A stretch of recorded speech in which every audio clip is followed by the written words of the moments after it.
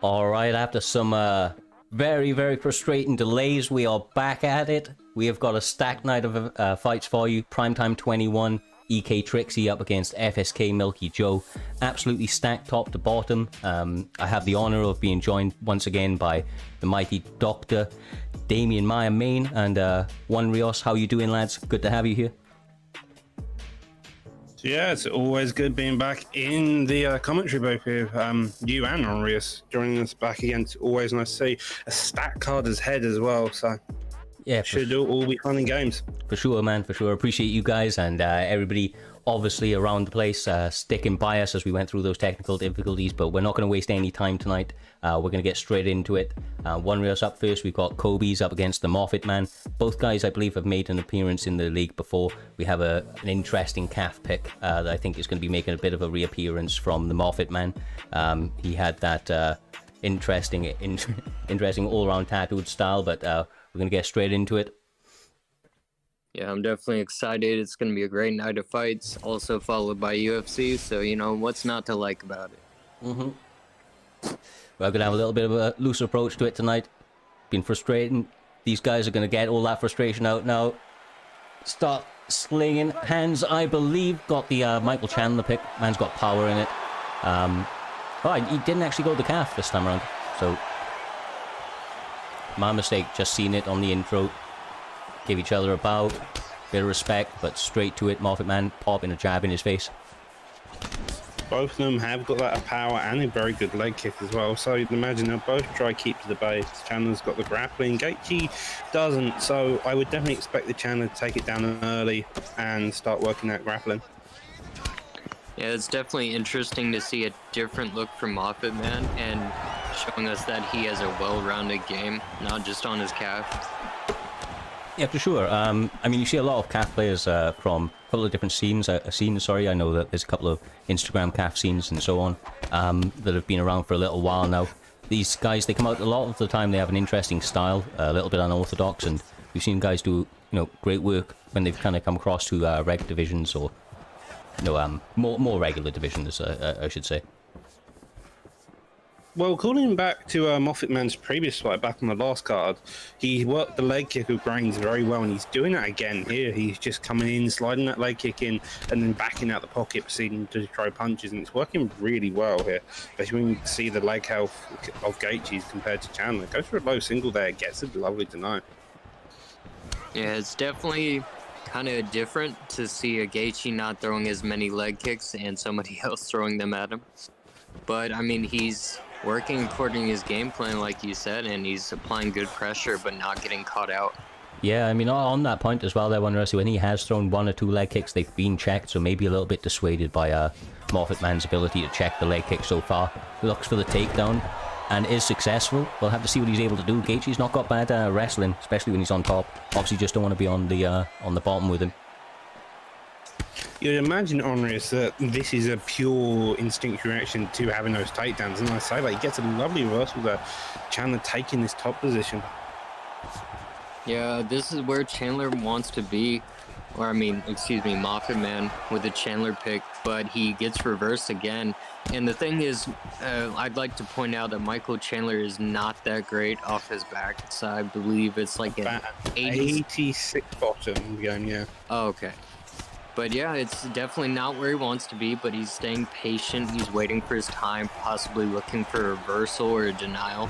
There you go. Yeah, and he gets up from it as well, uses the grapple advantage to his advantage. 40 seconds left on the clock, and thinking those leg kicks again there, Doc. He pointed it out earlier, he was doing good work with it in his previous fight, looking to do good work with it tonight as well.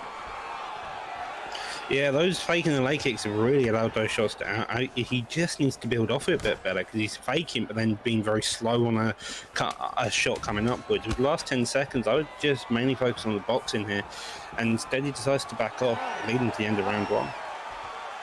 I definitely like it so far what he's doing, because he's just feinting it, and like you said, he's not countering off of it, but his feints are giving Kobe a lot to think about. So regardless, he's setting up a possible high kick or something going into the second round. Yeah, even one of those very vicious overhands that Michael Chandler possesses got a lot of power in it. Gaethje's obviously got to make some adjustments. I did like the shot that he had, but obviously got to be a little bit more patient against a Chandler that seems to be minding all of his P's and Q's tonight. No, they're going very slow in this beginning fight, coming out with a few strong hands. You haven't seen the kick out yet, but you expect to see it later on in this fight. Attempts a takedown, he gets that lovely leg kick check, which is massive now. He's got to be wary of getting that leg kick and setting it up. Yeah, that's going to make you think twice about throwing it, right? You're already seeing him switch stance, looks to go back to it, but definitely not where you want to be if you're Michael Chandler, especially after such success with it in the first round. That's a great check for Kobe. It seems like Chandler's he's got the leg check, and then he seems to be uncertain of where it's going. He's kind of panicking. He needs to reset and focus more on choosing very careful boxing techniques. Otherwise, he's just going to get caught by Gaethje's power. Yeah, I have to say though, Wondrous, that inside leg kick of MoffatMan has been there all night. Just beautiful work by him. Yeah, from what I can tell, he's feinting, and yes, he's checked a few of the leg kicks, but a lot of the leg kicks have gone on. And as I say that, it just checks again brutally.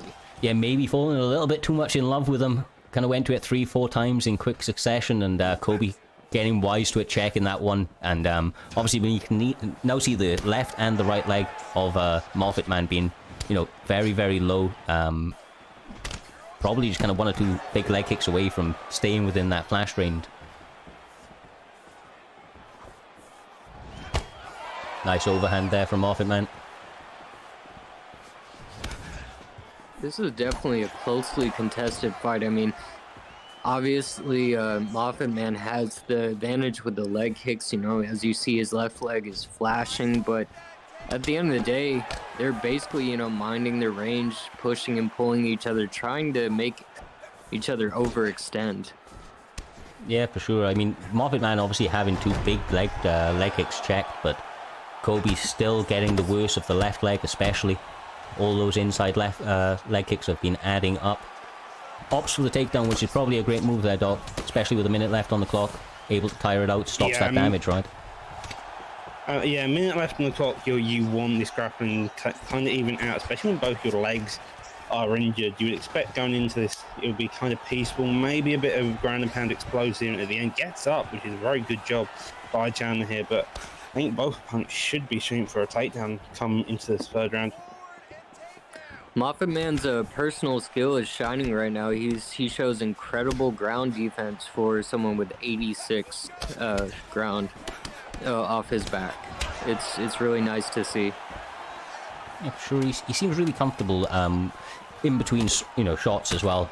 Sometimes when you see guys kind of on that mid-range where, kind of kicking distance, people get a little bit, active and start to overextend a little bit. But MoffatMan has stayed very, very composed in those moments. So has Kobe for the very, very most part. But it's been a very slow and tactical approach to each other, opening up as the rounds have gone on. But these guys have put together one hell of a technical war so far.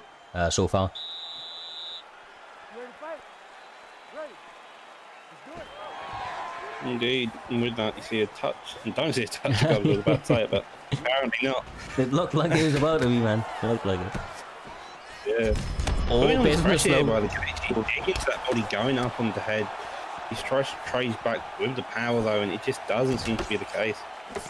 I think MoffatMan is showing a little bit too much respect to Kobe. That's why Kobe is able to start pouring on the pressure and landing those cleaner shots. He is working that leg, but I do believe he should start working the body and head more, considering, his leg's been kind of compromised in those checks.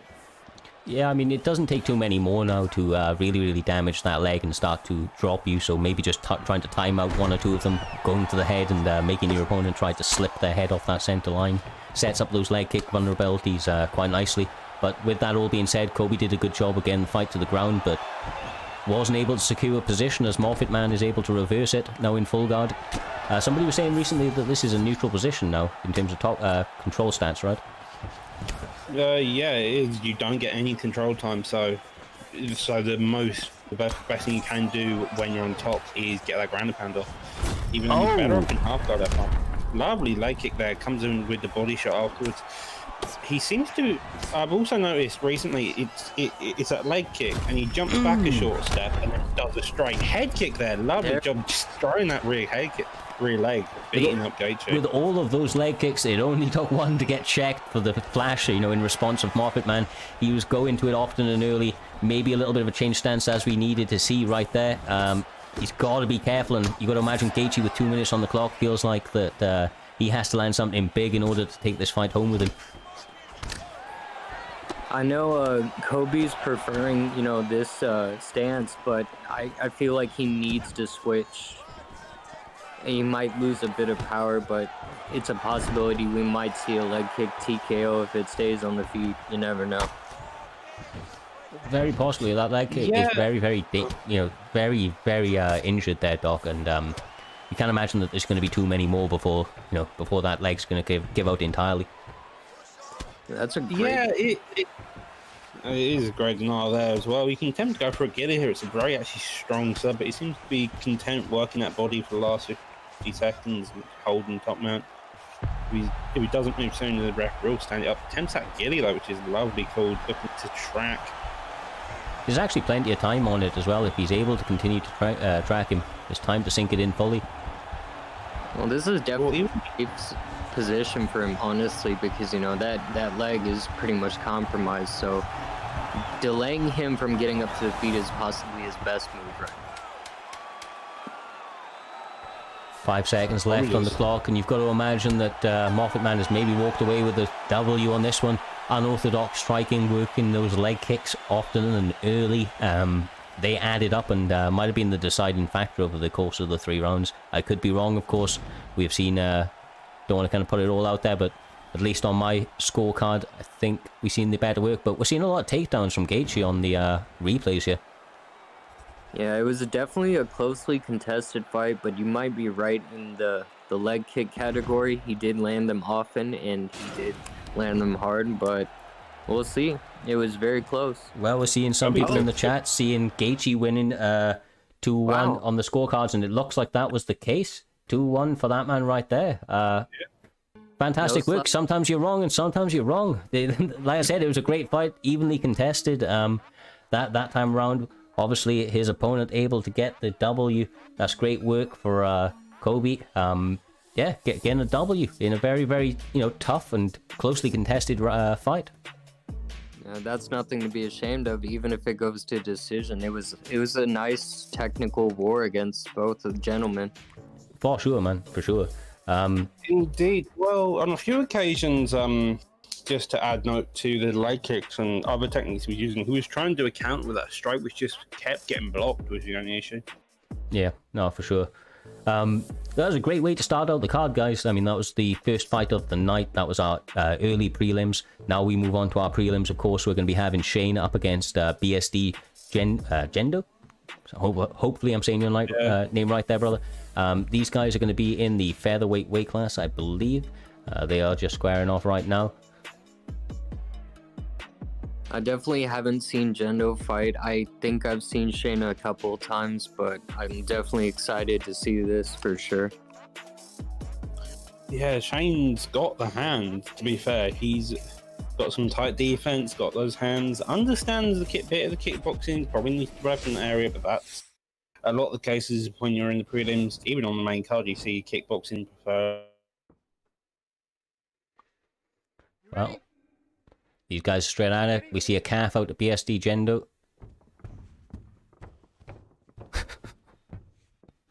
Gotta love the interesting and that orthodox. Well, you seem to be I was gonna say.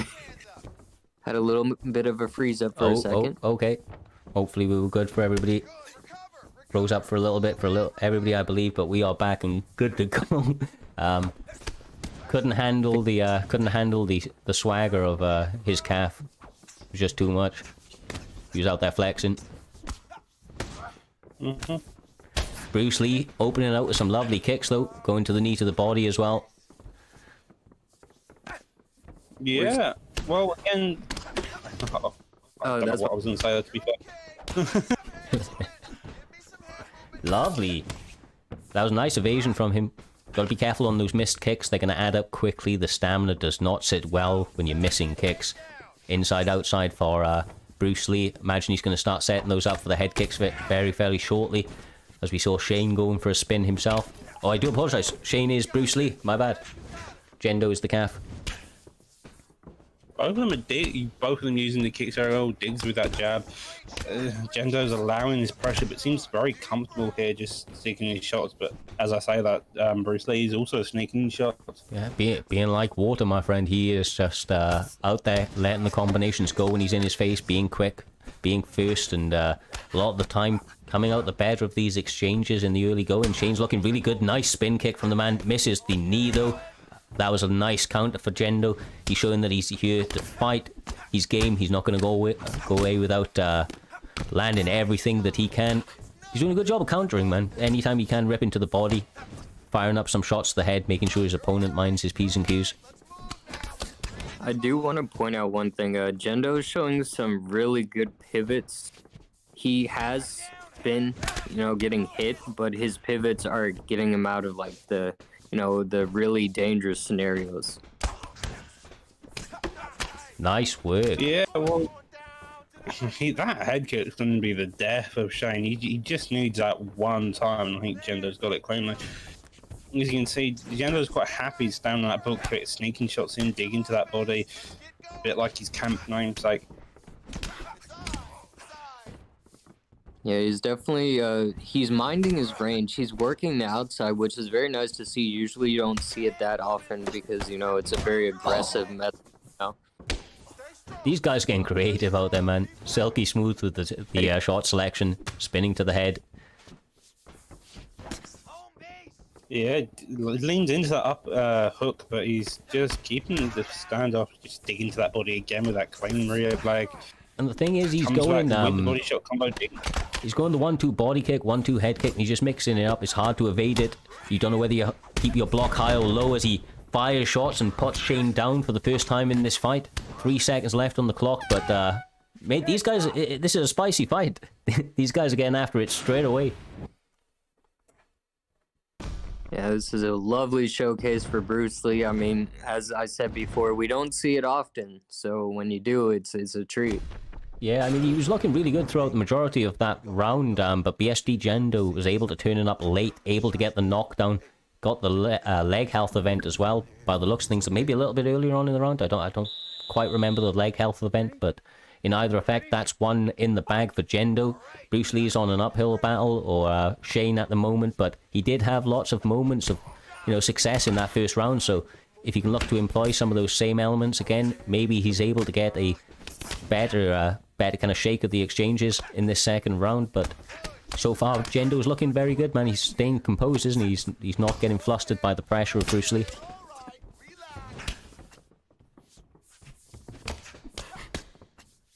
It definitely seems like Jendo is comfortable with his back against the fence. Normally you wouldn't see that often, but he just, wow, great pivoting, puts his back on the fence.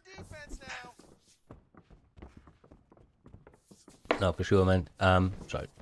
Nice spin kick to the head by Bruce Lee, firing off some combinations.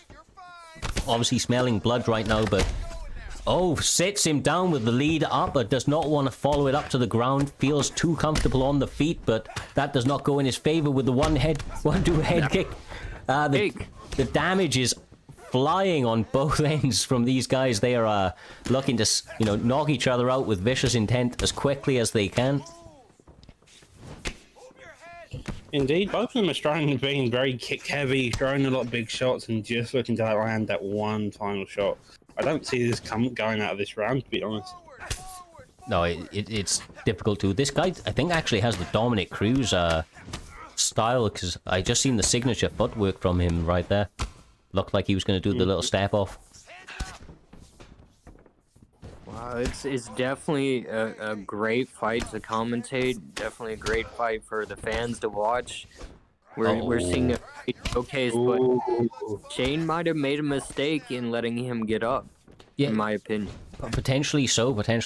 Obviously felt very comfortable there, but regretted it instantly, I'm sure, after that head kick went up. But He's got to be very careful now, especially at this point when your stamina's getting low. You throw one big missed strike, your opponent only needs to connect clean, and it can literally be lights out as he goes for the front kick to the face once more. Dude, well, that 1-2 body shot, ding to the body, then digs again to the body. It's going to be that 1-2 body shot, that 1-2 head kick, which may be the end for Chang at this rate. Yeah, I mean, living up to the namesake of his gym, body snatchers degree, working the body shots beautifully, whether it be kicks, whether it be punches so far. Yeah, that's a beautiful setup. Once again, he's landed that consistently throughout this fight, able to follow up with a ground and pound. That's a big win for BSD Jendo. Wow. That was an impressive performance. He maintained his range beautifully. I mean, there was times he got rocked. There was times he might have been in trouble, but he maintained composure and just got the W. He's out there jobbing like the Scotty too hotty out there, giving people the worm. No, that's a great win for him. Living up to the namesake of his gym, like I say, body snatchers degree, working the body beautifully, sets up that head kick consistently, throughout those early rounds, and dropping Bruce Lee in that second for a lovely victory. Yeah, it's definitely always nice to see Bruce Lee, but usually it's just not a very good matchup into most of the fighters. But, I gotta give Shane respect. He paid homage to a legend. No, for sure, man, for sure. He looked very, very silky smooth, especially early. Able to work some good combinations, but able to go to the body snatcher tonight. That's even the name of his calf. You gotta love it. The consistently running throughout. And you can see it's definitely something he works on. He had a lot of different options to set up his body attacks, whether it be the punches, whether it be the kicks, variation of the two. He did a very, very good job tonight. So interesting to see where both guys go from there. But especially Jendo, he looked very, very good and was able to get that finish. For all of that being said, we've got our first TMFer of the night, TMF Bro. He's going to be up against Thai Basics. Thai Basics is somebody I'm fairly familiar with myself from the UFC 3 days. Has very, very good striking all round, able to counter strike and pressure strike, much like in a Thai style, as his name would suggest. I'm not overly familiar with TMF Pro, but as a recent addition to TMF, I don't know if you've had the opportunity to spar with him yet there, Doc. Sadly, I haven't, although this is probably my first opportunity to actually see him compete and stuff, so it's good to see. Interesting then, interesting. I believe he has had a performance with us before. I believe he made his debut on one of the recent cards. Just waiting for these guys to square off for the moment. I'm excited about this fight because, I'm a big fan of elbows and knees, so I hope to see some Muay Thai come out of Thai Basics. Yeah, no, he's a great Thai fighter, quite genuinely. Always a very, very fun fight anytime I come up against the man. Like I said, not had the pleasure of fighting Fro yet, but I imagine that he's a killer as well coming out of the TMF camp. Those guys got a great stable of fighters right now, putting together some great wins. Obviously got a champion currently in place. Bit of a bow from both guys. Nice sign of respect. In the bantamweight division, of course, Rob Font. And we see, the motherfucker, TMF Fro with Peter Yan. Don't be shy. I ain't shy, bro. It's the name of it. I'm sure they're mature audiences. PG-13, I don't know, whatever that is. Yeah, right. Moving back onto the topic, both of them starting out very wild. Font is a very good pick against Yan as well. He's probably one of the more competitive picks against Yan in this weight division. And as seen, Basics is starting out very aggressive, putting that pressure, forcing Fro to show more wild shots and probably would deem necessary early on. Well, this is the thing with Thai Basics. He'll stay very composed, but he'll work everything just on the perfect range. He doesn't often miss his shots, so he's just very, very efficient with it. Now, obviously, that is one place he does not want to be. He is definitely more of a proficient striker than he is a grappler, so Fro opting to take him down, and we'll have to see if he's able to hold him here and able to get off some good work. He is not good reversal by Font, or good transition, if you will. Indeed. Well, here we see Font just allowing him to get up, which is probably what Basics wants here. He's on the back foot, but I imagine that still is an issue. Comes in with the fake and starts front kicks him. Lovely heading there by Fro, surviving it. Yeah, he entered the matrix right there, just for a moment, able to bob and weave.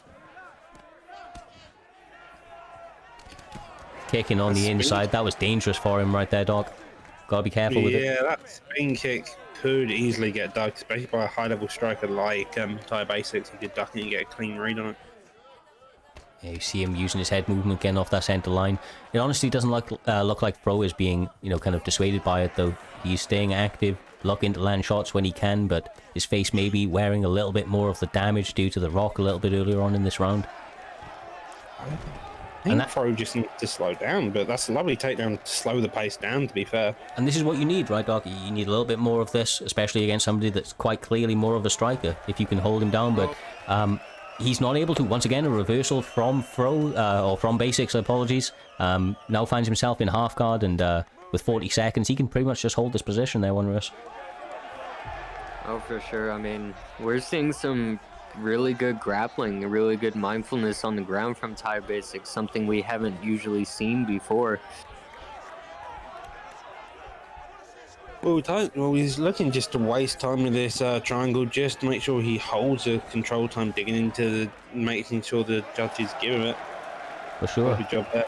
Well, now, obviously, Thai's doing a great job on the ground as well. Fro has to be minding his P's and Q's. Even though his name is Thai Basics, he may prefer to strike. Doesn't mean the man cannot grapple, as he's showing you here tonight. He's done a good job of reversing it and holding the positions in that later part of the round. So, getting active with the hands in the early second, though.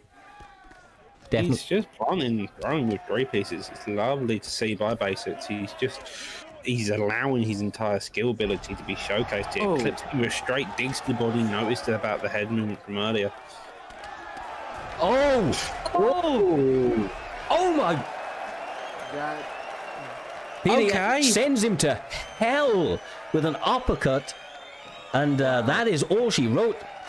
TMF Fro with a big ass victory tonight. I suppose that's what happens when you counter with an uppercut, when they go to the body. I'm speechless right now. That was a... Yeah. We're talking about three pieces from Thai Basics. They're Wondrous, and yeah, Fro comes back with a vicious combination of his own, man. People say you don't need one shot. I think Fro's just pointing out the fact you can do it in one shot. That's all you need. I mean, look, that's all you need. It was so quick. It was so quick. It may have looked like one shot, but he threw a three. He threw a three-piece right there. That was a crazy. The killed him. I don't know about the other two shots. Oh, they definitely added up. That was definitely an unexpected and quick knockout. Flash knockout right there. That was a beautiful fight. These guys were putting in great work against each other, and yeah, that's a fantastic knockout. Great work by him, for sure. Fro doing big work. Thai Basics looked good up until that point. He was just, I think he just got a little over aggressive, and Fro made him pay for it. I don't think he planned all that. I don't think he knew he was going to get the flash knockout, but it was well done to just maintain composure. Oh, for sure. For sure, man. It kind of is the way it goes. Body shots are probably one of the riskiest shots in this game to take because of a random uppercut or a block counter uppercut. In that case, it was an uppercut. They can just instantly kill you if you're not careful. No, as evidently right there, dog brother. Evidently that sent the man to hell. I mean, Thai Basics is a gnarly veteran. He's been around the scene for a long time. I've seen him, like I said, from UFC 3. That's where I initially met Thai Basics.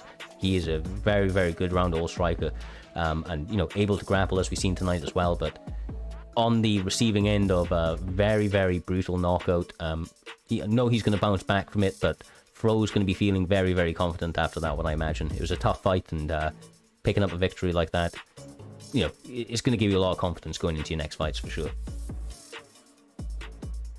With all of that being said, though, guys, we are moving straight on to the next one. SactchomoeLife up against Bobby Diesel. We are not going to waste any time. Lightweight division. without further ado.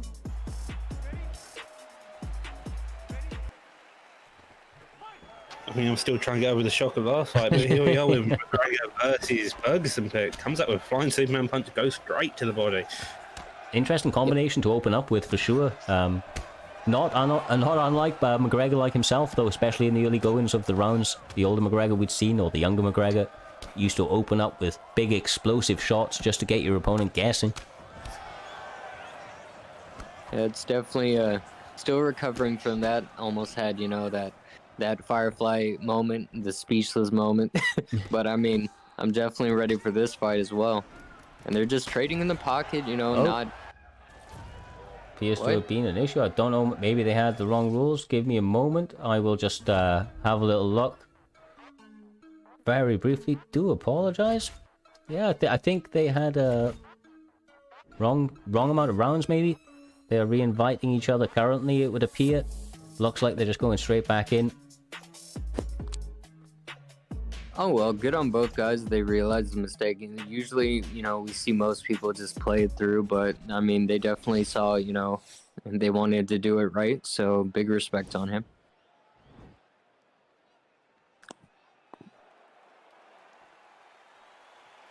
That wasn't Bobby. Okay.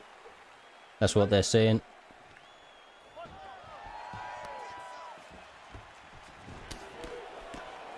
Believe this is. We are back. It's okay, lads. It's okay. With the way that the night has gone, if there wasn't any more errors, it wouldn't be. it wouldn't be right. But I believe this is correct now. Here we go. There we are. Let's do this shit. Tony Ferguson, Justin Gaethje, SactchomoeLife obviously picking Tony Ferguson, much like he was in the one a moment ago. And I wonder... Oh, sorry. That's my fault. I was going to say, both of them are very good competitive on the feet. Gaethje's got the power, Ferguson's got that chin, and you just get clipped over and over again, so could go either way. I do want to point out something. Is it possible that, you know, or I forget his name on the screen, but is it possible that he made his reads already, and that's why he switched to Gaethje? Oh, no, it apparently wasn't him in the first one, and then he had got the invite, so that's what it was. Oh! That's a big 1-2 head kick from Satchmo. He's not wasting any time. I mean, look, we've seen this in previous performances from Satchmo. He's definitely a fast starter. He doesn't waste any time trying to get at his opponents. And he's doing that just tonight. But he eats a bit. Wait, the uppercut again. That lead uppercut. It's dangerous. Yeah. It really is. Again, you got the Gaethje throwing that lead uppercut, going for the legs as well. The Ferguson trying to move off that centre line, go for a couple takedowns with an 86 takedown stack. So it's kind of interesting to see. These gentlemen are just staying pocket and just throwing. Yeah. We're just having got to be careful not to overextend here. Oh. Ooh. Oh. Ooh. Straight into this top hand position. Goes to the armbar instead.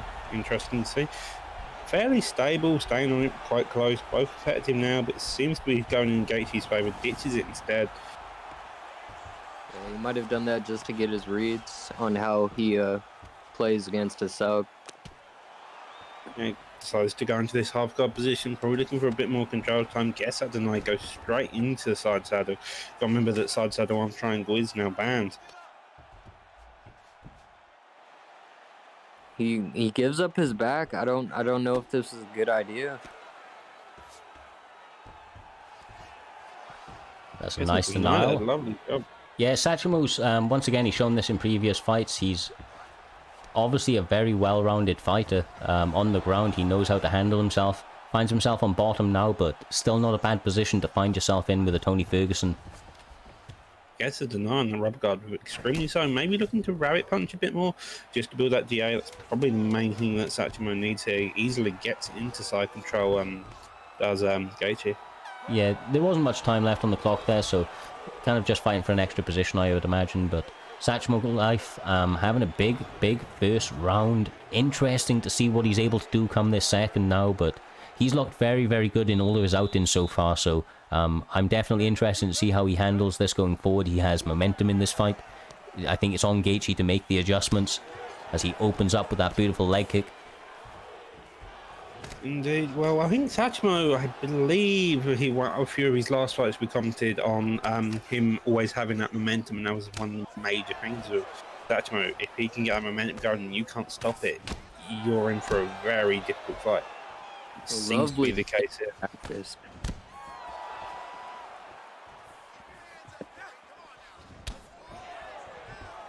Yeah, Derpinator's definitely got to change something up. He got rocked in the first round, and it was all Satchmo for that round. But he's starting to pour on the pressure. He's starting to look a little better, find his range. He's landing beautiful kicks. Yeah, the kickboxing's definitely been Gaethje's swing here. He's putting on that pressure, mixing him with the boxing. He's not really sure where to go. Clicking that lead uppercut again, and Ferguson comes back, putting on his pressure, realizing that Gaethje doesn't really have any response afterward. Gets a takedown, really feeling it's a bit unstable on the ground, especially since that first start. Gets a deny into the half guard position now. Yeah, he's staying very, very active. It's what you like to see. I mean, now he finds himself in a dominant position. He's now just trying to slow the fight down, and it's an intelligent move. Obviously, he finds himself in a advantageous position, doesn't want to give that up as he works some ground and pound. Looks very calm and composed with it. That's a big denial again, Juan Rios. I mean, he's looking very, very well versed on the ground. Oh, very sharp indeed, like you said. And I also want to point out one thing, is just he's maintaining composure, and I see, Derpinator's just having trouble finding his range, and he, in my opinion, he's probably respecting him a little bit too much. That's why he's backing off when he's applying pressure, maybe going for a straight to interrupt, possibly get a takedown of his own. Yeah, I mean, I'd like to see if Gaethje is able to work his way back to his feet. If he's able to go back to that leg kick there, dog. His leg had taken a bit of a beating, had Ferguson's up until this point. So if he's able to get on that with a little bit more time, maybe it's a way to really get Satchomo off his game plan. Yeah, for certain. Here we're seeing on a player mentioning that leg kick you just mentioned, Looney. It's definitely more the case of it needing to be beginning in the first round. If you don't start your leg kicks early on, you're going to have an issue with them, and that's probably the way Gaethje's game plan will work if he goes back to that leg kick. And ditches on this sub, giving top mount. Yeah, I mean, that's huge for him. He uses it to separate, which quite honestly is probably, not the best move with him with only 20 seconds left on the clock, but feels like he can get better work off on the feet and doing a good job of working the leg and overhand so far. Everything's landing. Yeah, it's very much, he's picking his shots. That overhand may make or break his next round. If Satchmo can get a clean read on that one, clean up that, and you could be looking at another flash KO. Yeah, lots of top control there, but the significant strikes and a little bit more in the total strikes go into his opponent, go into Bobby Diesel. Bobby Diesel's doing some good work, like I said, in that leg kick. Worked some good overhands, as we see on the replays right there. Obviously showing that he isn't out of this fight yet, and needed to make adjustments. He made them. We'll have to see who's able to come out in this third round and implement their will, but it's been a very closely contended fight so far, and both guys showing that they're incredibly dangerous with a beautiful slip from Satchomo early. Lovely drop there, goes straight back to the overhand. I mean, he was swaying when he hit that head kick. Tony Ferguson's got a chin, I have to say. But that's not something you want to test against it. But as I say that, he gets dropped himself. Yeah, he lives in the chaos there, Wondrous. He lives in it. How doesn't Tony Ferguson have a rolling thunder? Oh, I wish he did. That would be hilarious. That would be such a Tony move. Mate, if I can't capoeira kick somebody's shin, don't even at me. Oh! No, you can just spin him back through someone's face. Oh my god, the rocks are back and forth. By the Gaethje there. Are you not entertained? Jesus. I like the patience, though. He did not want to go to the ground. That was a beautiful read. He's like, nope, not gonna have it. I don't want to get reversed. Pudgey's out the way. The Gaethje's a bit more gassed than the Fergie, but that's no real surprise. He's still got the power in his hands, though. So, one unlucky trade by the Ferguson, and you could be looking straight out the way of that uppercut there. Oh! Overhand. Oh. Sits him down again. Oh, Ducks. that Ooh, was this dangerous. is a fight. Oh my goodness, this could honestly be over. It really could be. He's going for the finish right here with some big shots to finish it in top mount. That's the final one right there. SactchomoeLife picking up another huge W in primetime. I believe the man may even be undefeated. Gonna have to confirm that in a moment, but looking great tonight, both guys, and definitely an early contender. An early contender for Fight of the Night for sure. Yeah, that was a crazy fight, back and forth. And I was going to point out that SactchomoeLife probably needed to close it out because I do believe it was 19-19 going into the second. Well, that was a great fight. We're going to see the stats right there. SactchomoeLife definitely picking up. If we get to see the total stats, that would be absolutely perfect. See the judges scoring 19-19 going into that round. You're absolutely right. That was a great fight and one hell of a pleasure to call, for sure, man, for sure. Every fight's been great. It's just wonderful to be here, to be able to watch these fights with you guys and commentate on them. You know, mate, honestly, I was almost not going to happen. We managed to make it make it happen. Where there's a will, there is a way. With that being said, though, guys, we're going to be moving straight on to the next one. It's going to be a women's division fight between Mystic Mac and Tev Clutch, or Pudgey McTacos, as he is known. Both guys, great guys, both very, very dangerous in all regards. I would say that Mystic Mac definitely more of a striker, likes to work that jab there, Doc. We've seen it in his past performances, whereas Pudgey's definitely just more of an all-round pressure fighter, if I think you'd agree. Indeed, Pudgey's got that pressure fighting. Mac's got a lovely jab straight, which he can just constantly land just because of his playstyle. He can land that jab, follows up with nearly any shot you can imagine. Pudgey, on the other hand, has a similar playstyle to Bang Bang and Great Mist in the fact they will brawl with you and they will make you pay for it. Yeah, I mean, big heavy hitters from both people in their picks there, One Rios. We see Cyborg and Amanda Nunes. Mystic Mac picking Cyborg, Tev Clutch, Pudgey McTacos, Amanda Nunes. Hopefully this lasts longer than a real fight. Now, for sure, I imagine it will. Both guys are incredibly dangerous in all respects. I wouldn't be surprised if they clip each other early, but they normally have very, very good defensive instincts, so imagine that they're going to try to go into a bit of a war with each other. Well, Pudgey's starting off doubling on that jab, relying on that straight quite much. Mac's doing a combination of jab straight and throwing the straight pieces, looking to get past that block, doing a lovely job, both of them, just clipping each other's chin and working it down. Yeah, and I do like he's throwing the jab and the straight, and no matter what, one punch is always landing, and sometimes that one punch is all you need, like we saw it with that Yam versus Bond.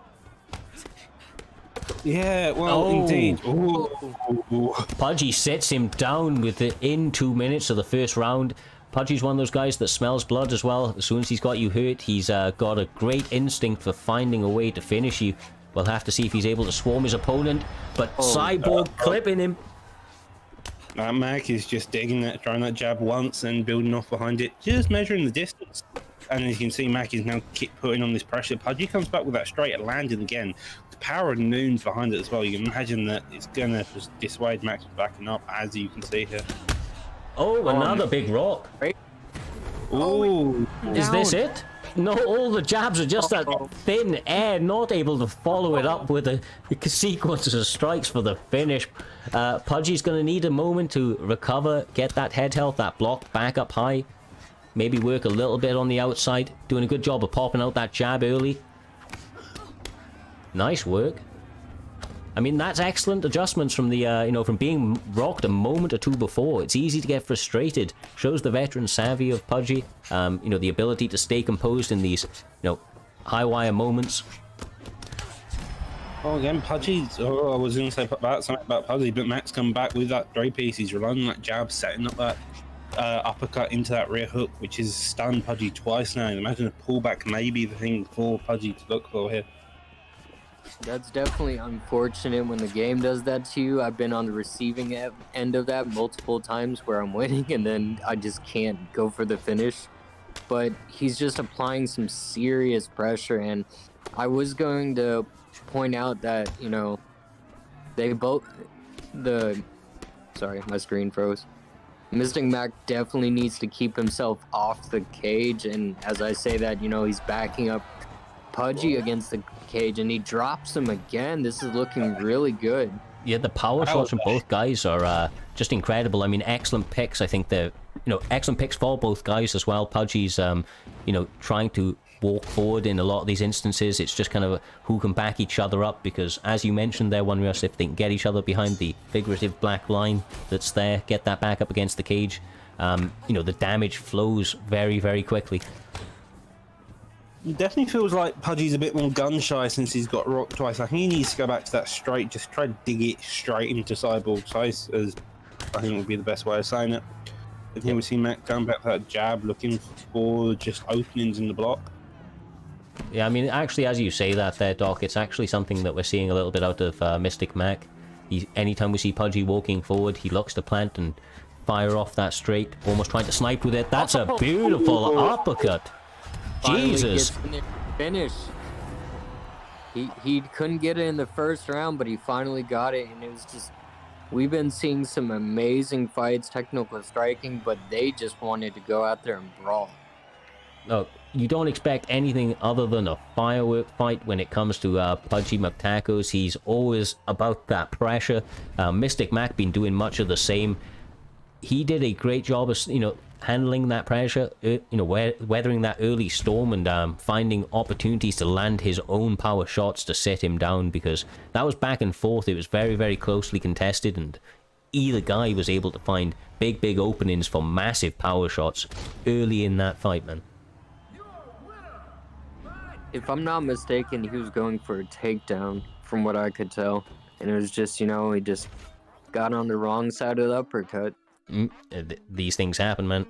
Curtis Blades, Derek Lewis, these things... At least you give front kick to the face when you try to go for a takedown. That's me all the time. Well, you know what? With that being said, guys, we have another fun-ass fight for you. The headline of the prelims, or the featured fight of the prelims, I should say. It's going to be Southpaw. He's going to be up against the ever-dangerous JT Money. It's going to be a heavyweight fight. Interesting to see how these guys shake up. I mean, Southpaw is a very, very talented fighter. No, he's been around the competitive scene for a little while now. Fights out at T4H, I believe. Yes, he does. And then you've got JT Money, which has been putting together some good performances as of recently.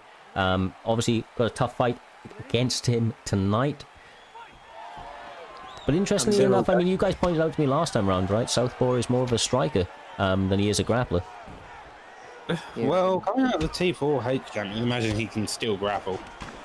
I definitely got my ass handed to me by Southpaw not too long ago, like I pointed out the last time, and he's a devastating striker for, when he wants to strike. I was just manhandled the whole entire time. And if he sticks to the game plan like he always, those feints and slips, it's going to be trouble. Again, Southpaw doing a good job relying on that jab straight. JT Money, on the other hand, seems to be digging to that body, which is what you want to be doing against Oh my god! In face, though. Now he avoids that jab straight dropping and digs the body again. That jab straight coming straight over the top. If you are gone, you need to get on your bike. You need to recover. You cannot take power shots like that again. That was a beautiful head kick from Southpaw. Perfectly placed. Southpaw's tried it a couple times, and that's the first time he got that reach on it. It's an issue. And instead, he reads it with a Superman button. He's looking to counter those missed kicks at the edge of range. He's doing a fantastic job of it. Fighting with the, from the outside with DC, you don't see it often. Not against somebody as big as Francis Gane, at least. Francis Gane? Gane. Pronounce them. Francis Gane. My apologies. It said Francis. Cyril Gane. Cyril Gane. Yeah, it's been a long ass night. I have had many of errors tonight, my guys. I apologize. I gotta say, I'm a journeyman when it comes to MMA and like the game, but I've never heard of Francis Gone. That jab strike's been the main thing as well as that head kick. It's kind of he's trying to playing the outside game, reading that switch kick, which is a risky game to play because DC has a very weak body compared to the rest of him. It's entirely the game plan you do when you fight DC. He just hasn't found his range for those body kicks, and it's paying dividends for Southpaw every time he counters it. He's not doing dividends for Southpaw stamina. That's definitely decreasing it no time. And I say that he drops him with a rear hook down to his ground pound. Who needs stamina when you have power, right? Yeah, well, if you get clipped with one shot on heavyweight claim, mate, you're dead. Even in bantamweight, as we saw earlier. Oh, another hook drops him. Right. I think this could be it, honestly. But you know, he maintains great defense, and that block was just enough to stop it. I think Southpaw's biggest issue coming into the next round will be probably that stam. He just needs to take it a bit slow coming on these last rounds, hoping that recovery in between rounds to be the main thing for him. Yeah, at this point, Southpaw's trying to be the show stealer, you know, and just get that big win in the first round. But we're going to the second round, and like you said, that stamina might be an advantage to JT. But overall, it's just been a dominant first round for Southpaw. Yeah, no, he's looking very, very good tonight. He's a very, very tough all-rounded fighter. I mean, obviously, you got to see JT continue to make these adjustments. Maybe try to utilize that range a little bit more with the kicks of Gane. Oh, this is where DC Southpaw has shown you he's happy to be. So even these side kicks, which look like they would be going in the favour of Gane, are just with using his kicks, I don't necessarily mean like those types of front kicks. Obviously, we've been seeing CallumMMA do a great job, or Southpaw do a great job of staying at the edge of range, just a little bit more rounded one, work behind his punches a little bit more. Because otherwise, we're going to see more of this from Southpaw. He's swarming him and landing great ground and pound when he gets opportunities. It seems like Southpaw's just looking for that one big shot now. Misses that and gets head kicked in the face. Yeah, he sees an opening for it, and he's going to continue to land it if he can. This might be it right there. Every time he missed that body kick, he was just there to answer for him. Like I said, he was having trouble finding his range. He was too wary of the power, so like I said, it was a bit too respectful at times. So Southpaw with another emphatic win, though, man. He picks up another big W. Great performance. Definitely. Yeah, for sure, man, for sure. With that being said, I mean, let me just have a little double check over, because I know that in fact that was his first W. Obviously, his first fight was his debut against TD Jamie, who was also making his debut, or Suave Jamie. So obviously those guys very, very tough fights all round. So no shame in that loss, picking up a big W tonight. And that was a great performance for his first victory there. Definitely a strong performance. Would love to see where it goes from here. For sure, brother, for sure. With that all being said, we're going to be moving on to the main card. Up first is going to be myself up against BSD Napgiver. For this one, I'm going to be stepping out of the booth, of course, handing myself over to you guys. Wish me luck. I shall be back after this one. All I'm saying is don't take a nap. I'll try, brother. I'll try. Oh, here's the nap giver. Maybe we'll end up saying there. Don't kiss me yet. Sleepy time. Sleep. Not trying to jinx you, but yeah, man, it's been a great night of fights. It's like I said, it's always been a pleasure to call these fights with you, Doctor. Would love to be on more of them for sure. Hope to be a mainstay eventually. Well, we've definitely seen some fight of the night contenders already, and here we are back, only just entering onto the main card, so it's bound to be good here. We've seen Napgiver take a rock hole pick. That's a rarity to see. Yeah, Rockhold has really good ground, but his chin is very suspect. So it will be nice to see if he can make the adaptation and possibly get it to the ground because he's very well rounded on the ground. He's got great subs. So if he stays patient and possibly shoots for that takedown, we see an Anthony Smith now. Like you said, we don't see a Rockhold often. We don't usually see Anthony Smith either. No, well, Rockhold's got an 85 chin. The only person with a worse chin is Joe Lozon in lightweight with an 82, I believe. So I would expect Looney to go to the chin very early on and just work it down. Uppercuts are the name of the game tonight, it seems, so who knows? Yeah, certain. Just need one clean uppercut and everybody dies, apparently. For real. Touch of gloves and a bow by Looney. Okay. We start off. Comes in very aggressive, both of them. Napgiver looking to whiff a few shots. Oh. Instantly to a takedown. Beautiful takedown. Heavy slam. And this is where Napgiver wants to be, but Anthony Smith has some decent ground, so... Yeah, well, we takes the top position. Looney gets out of it. Lovely job here. Now he starts digging to that body, looking to get those significant strikes off early so he can more keep the pace slower down coming later rounds. Definitely possibly trying to soften him up for a submission. That would be my game plan if I had Anthony Smith on the ground. You got to soften him up first a little bit.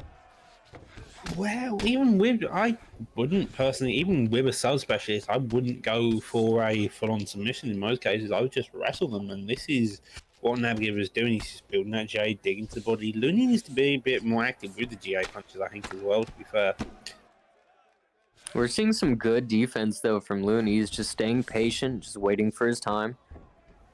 Gets great... Lovely. Yeah, gets a great transition off of that. Ends up into backside, just going multiple ways. Guess he's back taking knee, denies it though.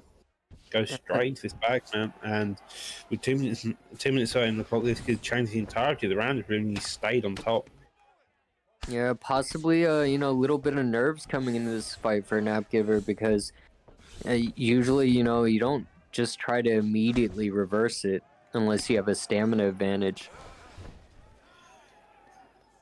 Yeah, can do, but the thing is with reversals is that you can sometimes get them off cleanly because people don't realize and think you're faking, or you don't. And it's kind of a chance of trying to read your opponent, especially with reversals. Here we see a back and forth attempt going into that full guard, waiting there carefully, and then goes back to that ground pound, but instead decides to get up. That's probably the smartest decision because, Rockhold has some great ground and, I mean, Cyrus is looking great on the feet, so why change it? Especially since Rockhold has no chin. If you no chin at all. You're right there. A knee straight to the body, gets a front kick off, and instead goes to the clinch, keeping him busy, not really allowing him many that shots. Was nice. It was a lovely single leg here with 30 seconds left. Imagine he goes straight into the getting reversal. Probably expecting a bit of ground and pound. Most likely, because we're going down to this. Oh, great denial. Just land some punches, building that GA, not letting him reverse it, scoring some points basically. But definitely, Looney's keeping him, composed, cool-headed, and he's just working his game plan. Yep. I think if we go into the second round, Looney definitely seems to be comfortable on top. So if he wants to keep this fight around, he goes to the takedown and looks at that grappling top mount to begin with. I think Looney was checking the scorecards. That's why he accidentally threw that kick. But at the end of the day, they're both at it. Yeah. Hell with the respect. Let's go. Lead question mark kick, kind of fucky. A lovely lunging jab into that overhand, clipping cleanly, but doesn't get a wobble as you would expect with an 85 chin. He's definitely landing some great strikes, the much cleaner shots against Napgiver. And from what I remember, Napgiver's just, he's been getting his stand-up up there. He's gotten a lot better, but he's mainly a ground specialist. Well, So with his recent joining of the BSD camp, as we saw earlier on in the card, you'd imagine that striking's going to get better and better, working the body, working the head, and just all round. that's crazy though. That right leg's already a little bit suspect, and as we know, Rockhold doesn't have the best leg health or chin health, so Looney has the chance to basically just negate his game plan just by keeping it on the feet. We're not going to question the head movement earlier. It's just easy if we just don't mention it. Gets here with the top mount position in that half guard. Gets a lovely deny there. Probably looking for that top mount. Fakes it instead. Goes to an arm triangle and gets denied instead. Yeah, this is definitely a nice showcase of grappling. We don't see this often, and Looney's at a disadvantage here. His stamina's low, but he gets that nice denial, and it drains his. He does it again. That's the interesting one. Looking to get that ground pound even with such low stamp, probably just posturing up just to get a bit of stamp damage up, and he gets a reversal or transition into half guard now. Yeah, it was a transition, but I mean, I wouldn't have gone two attempts to the armbar. I would have gone, if he got denied once, I would have postured up, possibly landed some ground and pound, and reset from there. Yeah, I would definitely agree with that sentiment here. As you see, comes back into this full half guard position, takes the side control now, it leads to these deadly elbows. Instead, you end up in a sprawl 1-9. You can easily get a gilly, to be fair. Yeah, but he definitely wants to back sit for a little bit, try to figure out what he wants to do next. He's definitely starting to hesitate just a bit because, I mean, you saw he denied several attempts, so now he's like, you know what? I'll just go for the ground and pound. Indeed, but this is kind of Napgiver's plan. He's probably arguably secured the first round, secured this round, even just with the control time. Now he's looking. Oh, beautiful pivot. Yeah. A little bit of respect shown. He didn't want to hit him in the back of the head. Usually I just go at it, but you know, it's definitely a close contested fight. I mean, you see the significant strikes and the total strikes. They're not too far away. They're very close. You can definitely seem like if Looney can make a couple of adaptations in this final round, maybe gain the top position instead of the Rockhold, he holds a lot better chance of just winning. Gets a lovely overhand there, kicks him to the leg again. That head movement though, when he's throwing, he just needs to work the body instead. Instead, he tries to block the body for those takedowns. What confuses me is we've seen Smith rocked and we haven't really seen Rockhold rocked yet. Yeah. But just Rockhold's just damaging, punishing that block and just, you know, leaving Looney's head open. And Napgiver, we're seeing an interesting side to him we usually haven't seen. Just great striking. Well, he tries to take down here and he gets a deny. But Looney trying to counter on the break instead. He ends up trading in the pocket, coming with that jab straight. He's very much seems frustrated. Again, that Napgiver does that mental head movement, just avoiding all the shots. Yeah, it's definitely not exactly working out for Looney right now, but he's not out of the fight yet. Like we always say, it only needs one. And he's landed some clean striking overall, but it's just Napgiver's just controlling him and just landing the more volume, if anything. I definitely would agree here, but again, as you see, Napgiver's got this top position. 2 minutes 40 left to work on the clock, and this may just be the end of it if Looney can't get up, to be fair. Yeah, it's like we're seeing Napgiver just grind for a decision if possible. I mean, he might get a knockout, but I don't really see it happening. But he's just content in just grinding Looney to, you know, the end of the game. But he gets a nice denial on that takedown. I don't know if that was a wise decision, letting him just go scot-free off that clinch on the fence, but he's just working that block and he's just landing those sweet, sweet strikes to the head. But he can't seem to find his chin. And then instead gets a takedown now in the bottom full guard. Transition outwards, holding this top position by the rock hold. And a minute left. You got to wonder how much Looney can actually do to maybe make the judges think that he's won this. Yeah, I mean, we're seeing a lot of patience from Napgiver. Like, we haven't seen that much patience from him in the past. That's why sometimes he got caught. Sometimes, you know, it was a bit rushed and he had a stamina disadvantage. But he's definitely come into his own. He's definitely learned from his past mistakes and have improved quite a bit. It's interesting to see. Yeah, indeed. One with the final closing seconds, he goes for a not standing guillotine, just a guillotine, showing the judges that Napgiver is probably the more dominant in this fight. Well, I mean, honestly, it's like, yeah, Napgiver probably got the decision, but at least Looney didn't take a nap. Nah, true that.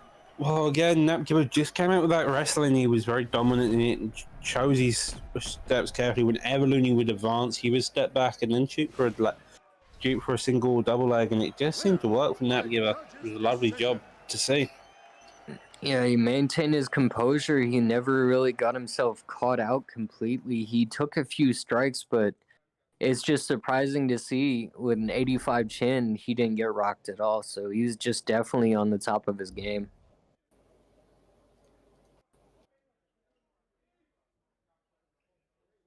Dude, so both of them did a fantastic job. Looney definitely has little issues with his game, but most of them were fairly much very small and could easily be contested going into his later fights. And Napgiver did a fantastic job using that grappling, probably looking to get that striking back up later down the line. You know what? I got destroyed. Napgiver, well played, my brother. That man killed me. So I am interested in what he does. He's definitely made adaptations to his game. BSD obviously working out very, very well for him. Interesting to see what he's able to do, man. His top control and all that sort of stuff. Definitely a frustrating style to play against. You know, all respect to that man right there. Comes from a great camp. Obviously, previously with the TMF guys, now with BSD, and looking like he's going to be a bit of a danger for anybody, especially if he's able to get that top control on you for sure. Yeah, he's phenomenal striking that we haven't really seen before, so no. He's definitely going to be dangerous. No, for sure, man, for sure.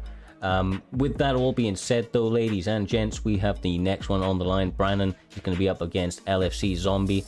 Interesting matchup. LFC is one of those camps that have been coming out looking very, very good as of recent. Got an unorthodox striking style, many of them do. Definitely an underrated grappling style also. You know, they tend to be a very, very well-rounded fighters all round. And obviously he's up against Brannon, which has been looking excellent himself. I think he's on a very, very good win streak at the moment, or all-round positive record. Just going to have a little double check as we touch off in this one. Well, seeing a Figgy versus a a Figgy versus DJ pick, which is a definitely interesting one. With a 99 hand speed in the hands of Johnson, with a 98 hand power in the hand of Figgy. So it's definitely a speed versus power matchup. Always love to see them, one I mean, myself especially, like the speed sort of against power matchups. Just who's able to implement their game plan. Obviously going to want to see Johnson work that outside a little bit more, be a little bit more evasive as he gets a lovely little pivot off right there. Obviously, Zombie needs to land those hands and basically not miss, right? Oh, for sure. He's definitely, you know, his pivots are really nice. He's staying just out of range from Zombie. But, you know, as I say that, he gets him in the clinch, but he's not able to put him up against the fence. And at the end of the day, you wonder, is like, who's going to be the first to go to the ground? Who feels the most threatened on the stand-up to where they feel like they have to go to the ground? Yeah, and I mean, it's maybe not even just that. I mean, it's definitely just about the path of least resistance. We saw it in the last fight. Napgiver, if he stayed striking with me, you know, it might have been a different night, but he was able to implement the grounding, you know, the grappling, and that meant that even when we were striking, I was worried about the takedown. So it really just sets up every element of your game. A good takedown or even a shot, even if you're not successful with it, just gets it in your opponent's mind. And definitely something you need to add to your game, right? Doc, you do it beautifully, mixing it all together. Yeah, well, it is one of the key aspects. Like, if you can get someone scared of that takedown, you're going to allow just any type of shot to come open. Some people just don't know how to react. One of the best ways of doing it is pressure, to be honest. If you don't allow your opponent to be able to shoot a takedown, your night's going to be a hell of a lot easier. No, for sure. They seem to be content so far, just, trading on the feet. I do believe, Figueroa or Zombie. I hate saying that name, so I'm just going to skip past that. Zombie's definitely showing, composure. He's landing some heavy shots as he gets that rock. But, at the same time, he's landing some really clean strikes as well. It's just not wise to trade right in front with Davison Figueroa. No, I completely agree with you there, brother. The one thing I would say is that we don't actually get to see Brannon's stamina at the moment, shooter stamina, so he could potentially have a big lead. He's looking pretty fresh in terms of the movement, but we are in flyweight, and these guys don't really lose a step, do they? Not until they're completely drained. Oh, beautiful slip. Well, one of the major things we're seeing just within this first round is that Zombie is pressuring on. Lovely check there by Figueroa. But Zombie's pressuring on, putting on this pressure, and Brandon's staying back and allowing him to move forward and clipping him with a couple of choice shots. So definitely looking into this second round, Brandon to look for a bigger counter shot, maybe get a wobble, just even with the lower hand power. As we see, though, I mean, the strikes are very close to being even. Zombie landed 9 more strikes in significant, but at the same time, Chuta's game plan has to be to outland or possibly counter slip, because he has that speed. He could just straight up throw volume, and that would definitely get Zombie's respect. No, for sure. I would say that one of the things that maybe Shooter needs to do, or Brannon needs to look to do, is just keep things a little bit shorter. Your opponent's going to have the more powerful shots if he's going for those big looping strikes. Maybe just come down the barrel a little bit with your jab straights and try to beat him to the punch and be a little bit more defensive. But Zombie is doing a fantastic job of just finding a home for that power to land. Yeah, I would definitely agree with you there, Looney, with just that jab straight. Rely on that jab straight, rely on that hand speed. Don't look to trade with hooks and uppercuts. Even take it down even. Like, Figueroa may have brilliant bottom control, but that doesn't mean the actual player using him won't be able to fully utilize it, which is something which Brandon probably needs to test out to see. Agreed. And look, Doc, I mean, ultimately, even if your opponent's a BJJ black belt, you are using DJ and DJ Lindsay front kick. He's following up with some brutal strikes. Looking to stay composed, doesn't want to waste all of his stamina, but definitely feels like a finish is imminent if he's able to find 1 or 2 more shots. Yeah. Probably not there again. Getting this seems to be going now in the favour of Brannon. He's kind of figured it out. Working that leg kick has been his major thing. Coming back with these sharp shots, it's kind of the issue here. The mainstay of the game. Will Figueroa knock you down with the power punches, or will Brannon manage to sneak in a couple of speedy shots to cause a wobble? And there we go. Zombie lands the first takedown. He landed one earlier against the clinch, but it didn't go for much, I think. Oh yeah, you're right. I forgot. Sorry, memory's a bit Jets up instantly. This doesn't seem to be a ground battle. This is kind of a back and forth battle now. And here we see Zombie laying on this pressure again. Brannon ducks to reduce his damage on that up kick, pulls back on the straight, tries to go for a head kick, and instead doesn't fail.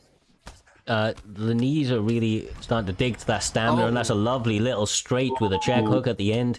Going for the finish with the spin. Decapitation. That was You insane. saw how he set it up with that jab. He was so used to Brannon was so used to pulling back after that jab, and instead he gets a spin kick to the face. Lovely job by Zombie, making reads and cleanly adapting his skill set to suit the needs. Yeah, no, that was a fatality moment there. One he took his head off with that one. Yeah, that was brilliant, honestly. Well, it's just the adaptation that Zombie made. Even when he got clips, he was in trouble for a little bit. the adaptation to just disrupt the flow by taking him down, and then as soon as they got on the feet, it was his ball game from there. Yeah, no, that happens. Brandon's got a great record within the promotion. You know, that's one of his first losses. Up against a tough opponent, but that's a fantastic knockout for Zom's. Probably knockout of the night so far. Got a couple left to go, of course. With all of those bangers already in the history books, we are up next with Benosulivan against TD Jamie, or Suave Jamie, as he may be better known. Obviously, little needs to be said about Suave Jamie. He's very well known within the community, being double champ within the ESFL. All round a very, very, dangerous opponent to fight, whether it be the striking, whether it be the grappling. Definitely a very well-rounded opponent. But he's up against Benosulivan, which, it's a bit of a sleeper, to be honest with you. He's somebody that's been on my radar for a little while. I think that the guy has incredible kind of resilience. He's got great striking. Interesting to see how these guys match up. But yeah, two very, very high level opponents. Just maybe one that's a little bit more well known at the moment on the scene. Obviously, Benosulivan's going to be coming up very, very fast, I would imagine. He's been looking very, very good as of recent. Honestly, I'm very excited for this fight because the last time I saw Benosulivan was when he was playing Max Holloway, and he got that round 1 KO extremely fast with just forward aggression. And of course, like you said, everybody knows Jamie. I was always watching a bunch of his fights on ESFL. Never got the pleasure to actually spar with him or anything, but I'm sure it would be completely one-sided. Now, it honestly runs through me anytime I come up against him on ranked, and I'm not ashamed to admit it right now. He is definitely an all-round dangerous opponent.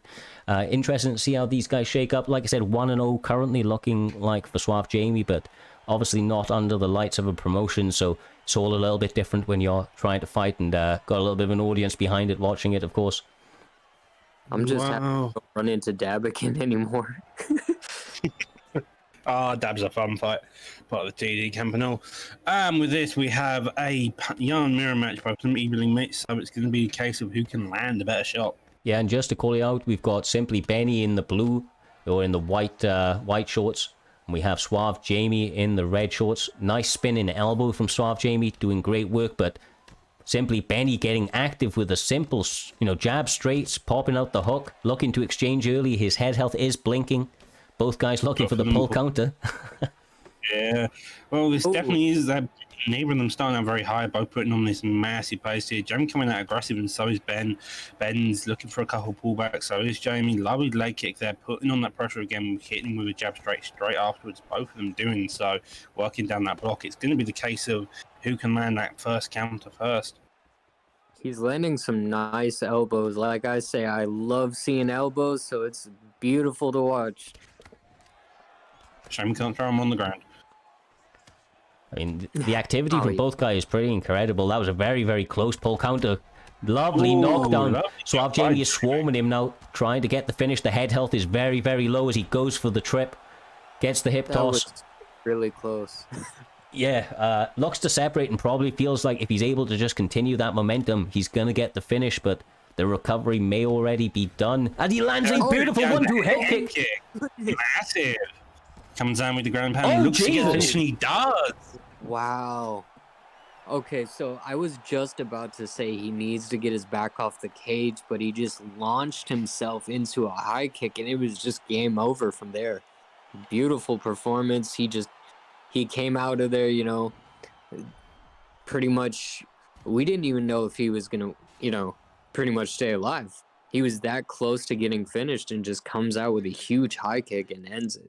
Yeah, I mean, in the blink of an eye, simply Benny throws out the head kick, catches it on the perfect range, sits down Suave Jamie, and is able to follow up with some brutal ground and pound to take home that victory. That's a big feather in his cap, as my voice breaks there. Obviously a huge W for him, and we'll have to see where he goes from here, because that's an incredible victory for that man. Indeed, that was a lovely job getting that head kick, even with, as you say, that back off the cage. He made fantastic read, both of them looking for that pullback, and you can see pullbacks can be deadly to each other. Yeah, for sure, man. We are now on to our co-main event of the evening. We're going to be having EK Dirty or EK Dirty Dave up against Honest Jim. These guys are well known within the scene all round, very, very all round and gnarly veterans. I can't wait to see it. It's a heavyweight fight. Jon Jones, Stipe Miocic.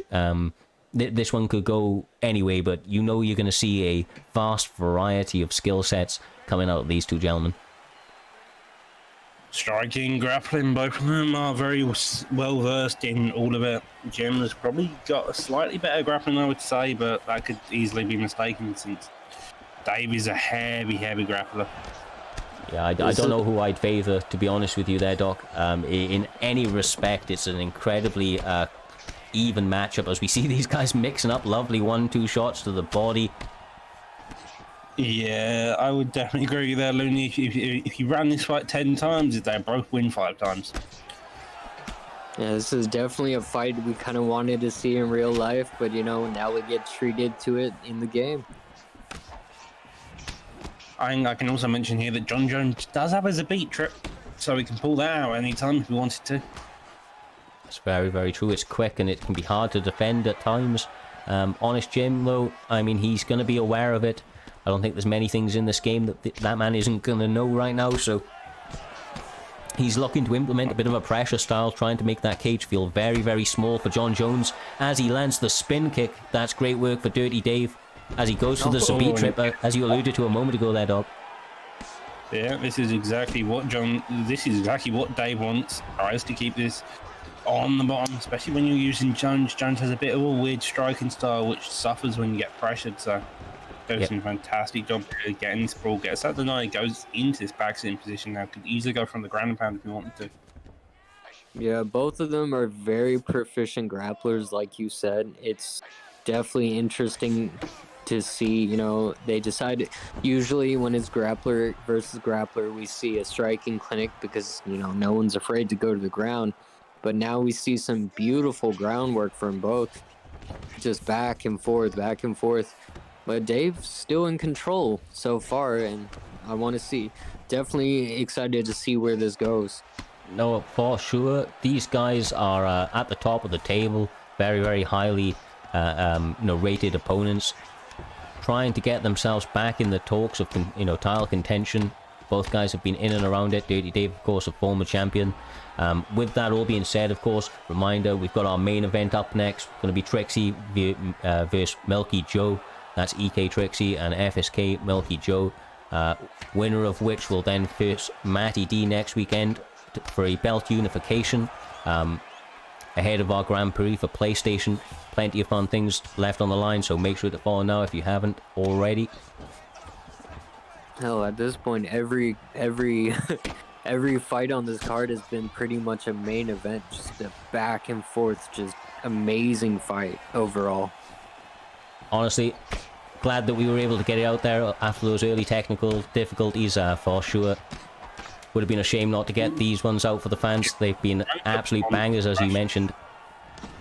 Jim trying to put on the pressure at the very end of that round, trying to pull it back, and it seems to be not in his favour. Again, when it comes to the high-level grappling, once you see, especially with these two fighters, it's not going to be about damage. It's going to be about control time. It's going to be about who can hold the better position longer. And as you see, Jim shoots for a takedown here, wanting that control time instead. Yeah, that's definitely favoring Jim. He's like, you know, he was content to strike in the first round, then got taken down, so now he's trying to even out, you know, the score. But it seems like an obvious point to make, of course, but whoever finds themselves in that top position is definitely going to be on their sure way to a victory. Both guys incredibly well-rounded, very well-versed. They're not going to let anything slip away, but their top control is really where it's at. I think you'd agree there, Doc. I mean, both guys incredibly talented when it comes to top control. Indeed. It's the same with the bottom game. Like, if you're incredibly talented with top control, you're going to have some understanding of bottom control, and both of them do, as you saw earlier. Dave knows especially how to get a reversal, how to get on top. So does Jim, but Dave's doing an excellent job at keeping Jim on the bottom, and this is where Dave wants it. He's happy to stay here. He's happy just to dig slight shots just so he gets a slight stat advantage. He doesn't mind winning by the minuscule amounts. He just wants to win the round. Yeah, and I mean, look, there's 8 minutes left on the clock as well. He knows that he doesn't need to finish this very second, so if he can chip away at his opponent, get them to start to make some mistakes and get a little bit frustrated, as, you know, maybe I was a little bit earlier on in my fight, for example, it really, really does set up a whole host of opportunities for the finish. Yeah, honestly, I wish this fight was 5 rounds, to be honest, because I'm basically learning from the best guys out there how to basically ground your opponent and keep them there. Now, honestly, it doesn't get much more high level than these two right here. They are previous champions for a reason. Very, very highly rated, and always in and amongst those title talks, because even if they lose one, they always bounce back with 2 or 3 on the bounce against very, very high level opposition. This is a great weight class for them to be in. If it is 3 rounds, though, is definitely the heavyweight division. Obviously, a little bit more taxing on the stamina, and got those heavy hands to rain down the ground and pound given the opportunity. And again, you see both of them going very slow, looking for any particular shot. Gets that sprawl reversal, which you don't see much, but especially when you're near the cage, it's a brilliant choice. A few other fighters I've seen use it, such as Bang Bang, who are fantastic at timing it and getting you back on the cage. And instead, Jim gets out of this sprawl position, goes into the backside, gets a back mount, which ends up in a back sit. Lovely job there by Dave, making sure that he doesn't give up his back, striking the back flat. Yeah, the one thing I've learned from seeing all these grappling exchanges in my time of commentating in primetime is I've definitely learned how to maintain composure on the ground, you know, limit my strikes to make them count, and we're just seeing pure skill shine from both competitors right now. Yeah, it's a control time. Sorry, Doc, as you were saying, brother. I was going to say a bit of control time at the end using that sub by Dave. It's always just a handy way of just getting into a slight bit more control time, make sure you secured it. Yeah, and it stops your opponent being able to throw some shots on you as well, right? They can't posture up for those last 5 seconds and, you know, rail down some bombs. I was going to say, though, both guys showing excellent defense and offense. It's being an incredible display of techniques, both on the ground and on the feet. Getting caught by a lead hook right there, though. Pullbacks they're looking for. You can tell these guys are rounding out their game. I believe that Honest Jim now finding out a TMF. Obviously, Dirty Dave now part of that BFAT merger into EK. Yeah, both of them are looking very good, looking good in the camps. Jim's worked on that striking recently, as you can tell. In terms of character selection as well, Stipe's got that better power. John Jones doesn't. He only has about 85, 86 in his hand, so even on the counters, you've got to make sure you time fantastically. He was a lovely suplex, turn the takedown off the cage. That's a high amplitude takedown right there. That's lovely work from Honest Jim. Definitely, you know, puts momentum in his favor in this 3rd round of a fight that could honestly be going either way at this stage. He gets a reversal though, and with 3 minutes left on the clock, as we've seen earlier, Dave's happy to hold it for 3 minutes. It's easy, seemingly. But that's not to say the amount of difficulty Jim's actually given him.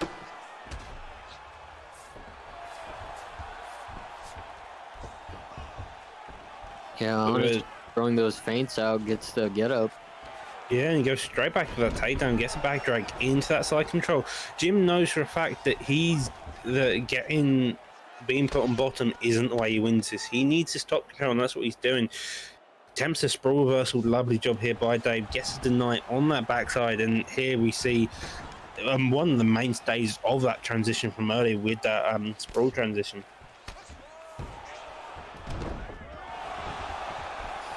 It's a lovely deny there by Jim. Starts putting on this pressure. He needs a finish, most likely. The last 2 rounds have definitely been an issue. Instead, he goes straight for a takedown. It's an interesting call. Yeah, it's definitely...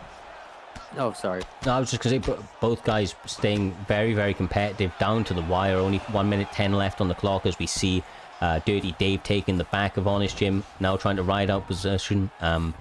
Honestly, I wouldn't be surprised if we see one big flurry from whoever ends up in top control over the next 30 seconds.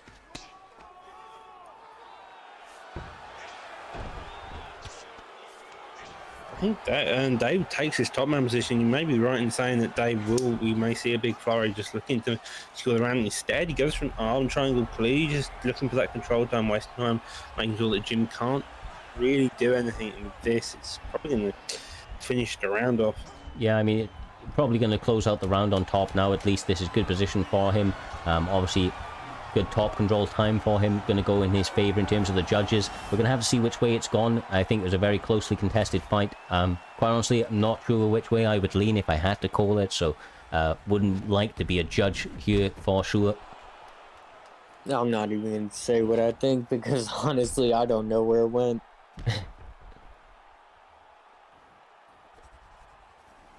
Yeah, that was a showcase of grappling, honestly. It was just beautiful work. Yeah, both guys looking excellent either way, definitely showing advancements in their games even at this late stage. EK Dirty picking up the W by the looks of things. Doesn't look like we're going to get to see the scorecards for some odd reason. Not quite sure why that is, but yeah, no, that is fantastic fight. These guys, like I said at the very, very beginning, showing a very, very well-rounded game set, able to strike, able to grapple, all that good stuff, mixing it all together, and that's what makes them such viable threats. You know, they are incredibly talented everywhere, as opposed to just kind of concentrating on one key element. Both guys maybe a little bit more formally known as grapplers, but especially as of recent, been looking very, very good all round. Indeed, and I think with that, we're on to our main event of the evening. You know, 5 rounds fight. 5-round fight between EK Trickzzy versus Milky Joe. Both highly contested strikers. Milky Joe's been making his name recently, come up in the rankings. Trickzy the same, so Trickzy's been around for a long time, defending his belt consistently. Yeah, honestly, Trickzy's been out there fighting the who's who within the community, being very, very successful doing so, not dropping his belt since he's got there.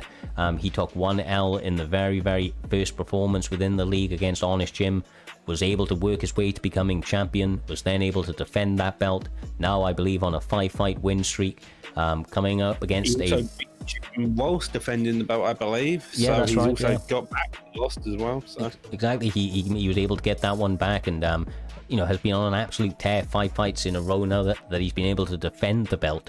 Up against an incredibly dangerous Milky Joe, as you said, though. He's got very, very dangerous hands, an underrated grappling, but then I would say the same about Trickzzy, so I think that these guys are going to be very, very evenly contested no matter where the bout goes. It is going to be lightweight, obviously going to be a fun-ass fight between Dustin Poirier and Justin Gaethje, always is between those two.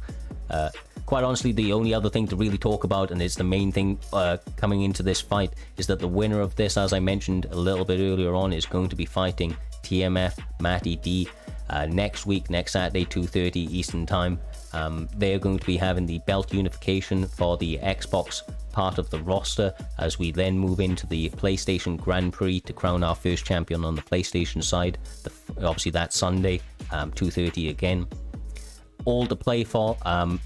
Definitely something that, the champion after these 5 defenses is going to be looking for, right? An extra challenge for him now to become the undisputed champion. I'm sure that's a feather that he's going to want in his cap.